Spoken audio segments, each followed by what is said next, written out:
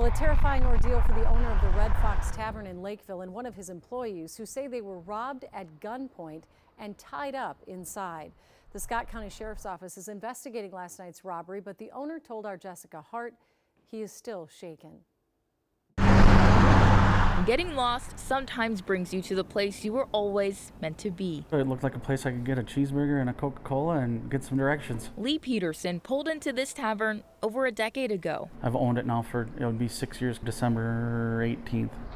Tuesday was supposed to be the start of something new, a computer system he and another employee, Mariah, were installing Monday night when he heard her scream. And I came out and I even walked halfway down the bar before I actually realized we were actually getting robbed. By a man Peterson said had a gun. We had our arms zip tied together and our legs duct taped together. In the middle of this room. Right here on the floor. He says all the man wanted was money. I think we were both scared. Strangely, I think we both knew together we'd be okay. They weren't physically hurt, but emotionally. Struggle bus today.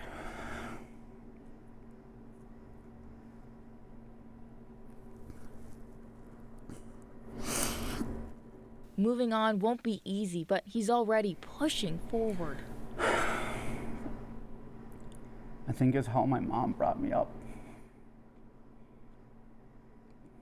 In times of adversity, you become stronger, and I guess the biggest thing she taught me was you forgive.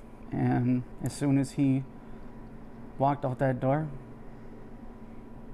and I knew we were okay, I forgave him, and he's not going to define us. He says the robbery lasted for 20 minutes, but felt like 60. We stayed calm, paid attention. We even convinced him at one time to not steal our phones and put them in the bathroom, and he listened to us. Staying focused in a moment that's easy to feel lost. But the path forward is clear. We always say that's the Red Fox family. Because owning this tavern is where he's meant to be, something no one can take away.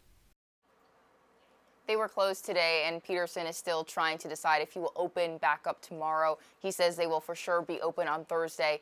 Peterson did give the Scott County Sheriff's Office his surveillance video. The Sheriff's Office says they're investigating this and want anyone who has information to come forward. All right. Thank you, Jessica.